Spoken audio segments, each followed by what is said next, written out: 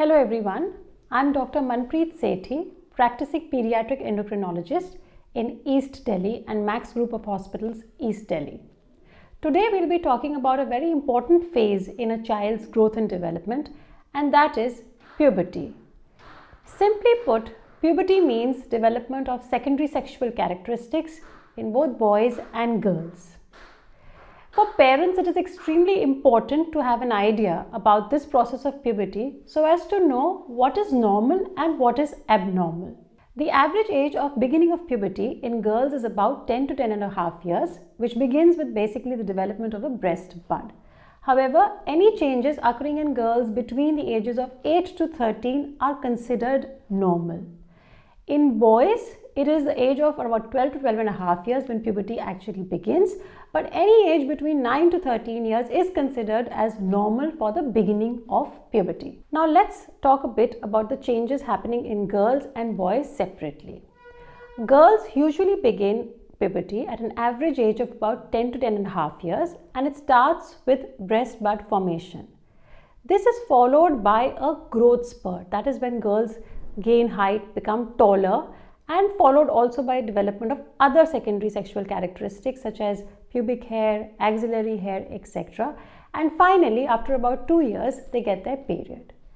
Any girl who starts her puberty between 8 to 13 years is considered as normal.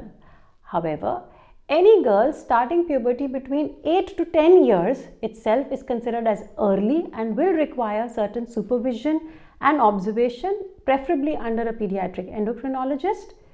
And any girl who begins puberty before 8 years is considered to have precocious puberty or early puberty, which would require a thorough evaluation. We'll be talking about it a bit later. Now let's talk of boys.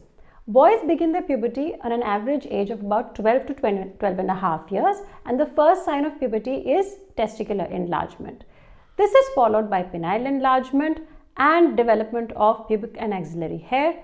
Boys have their growth spurts also later as compared to the girls, and it's of a higher amplitude. And finally, the whole process of puberty continues over 2 to 3 to sometimes 4 years, and then they develop facial hair, which is the last part of puberty.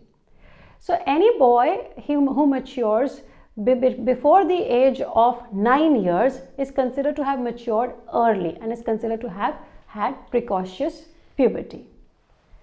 Now, why are we so concerned about children developing early or maturing early? Why are we so concerned about precocious puberty? So there are consequences of early development. One is that initially, especially in girls, these girls appear taller than their peers in class. Parents are actually very happy that their girl is very tall. But then these girls are maturing early. They will stop their puberty also early. Their bones will fuse early, and ultimately they will not be as tall as they were meant to be according to their family height or their peers. Similarly, in boys, if they develop early, they will also stop their linear growth and their height early and ultimately may not end up being very tall. Secondly, if a girl starts too early, she is likely to get her periods also very early, mostly before the age of 9 to 10 years. And a girl of 9 years is not fit to handle periods psychologically as well as physically. So these changes can be quite tormenting for the young girl. Having talked about what is normal and what is abnormal in terms of early puberty, let's now talk about what are the causes of precocious puberty. So causes are again different in girls and boys. In girls, most commonly girls who begin maturing between 6 to 8 years of age, usually this happens because of an early switch on of their master gland, that is the pituitary gland in the brain. However, these girls also do require supervision under a pediatric endocrinologist and sometimes a workup. This workup includes some blood tests and some x-rays of the hand, which help us to tell about the height in the future. In boys, however, whenever they are maturing before 9 years of age, there is usually an underlying abnormality, and this needs to be thoroughly evaluated. Apart from blood tests and x-rays, some ultrasound or even an MRI of the brain may be asked for. Once such children with precocious puberty are thoroughly evaluated, the doctor, the pediatric endocrinologist, might suggest some forms of treatment to you depending upon whatever cause has been found.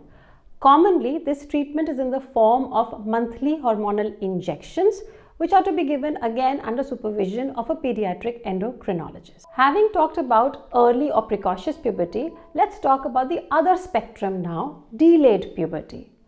Delayed puberty is when girls do not begin with any secondary sexual characteristics till the age of 13 years or do not have a period till the age of 15 years. In boys, however, the most common cause of delayed puberty is a physiological problem which is called as constitutional delay of growth and puberty. And this usually does not require much evaluation but good supervision under again a pediatric endocrinologist.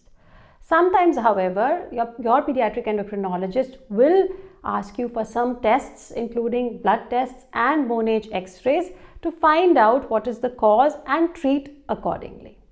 Hope this information was useful to all of you. Thank you.